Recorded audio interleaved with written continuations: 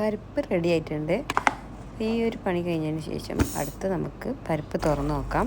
അതിൽ മുരിങ്ങേൻ്റെ ഇല ഇട്ട് ഒന്ന് തിളപ്പിച്ചെടുക്കുക. ഒന്ന് വേവിച്ചെടുക്കുക. വേഗം വേവുമല്ലോ മുരിങ്ങേൻ്റെ ഇല. ഇനി നമുക്ക് തേങ്ങ പാരാം. തേങ്ങ പാർന്ന് ഒന്ന് തിളപ്പിച്ചെടുക്കാം. ഞാനിതിൽ കടുകിട്ട് വറവിട്ടിട്ടില്ല കേട്ടോ. നിങ്ങൾക്ക് ഇതിൻ്റെ കറീൻ്റെ ഒരു പച്ച ചുവ ഉണ്ടാവണമെങ്കിൽ അതിൽ കടുക് പാരണമെന്നില്ല.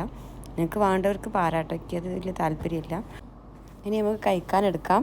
ഉച്ചതിൻ്റെ കുളിയൊക്കെ കഴിഞ്ഞ് ഫ്രഷായി വന്നതിന് ശേഷം ഫുഡ് കഴിക്കുകയാണ്. കുറച്ച് നെത്തലിൻ്റെ ഉണക്കലില്ലേ, ഉപ്പില്ലാത്ത ഉണക്കലാണ്.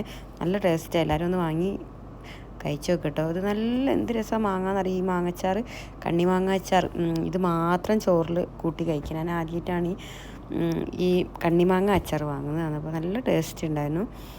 എല്ലാവരും ഒന്ന് വാങ്ങി. ഞാൻ ചോറിന് ഇത് മാത്രം ഒന്ന് കൂട്ടി കഴിച്ച് നോക്കും.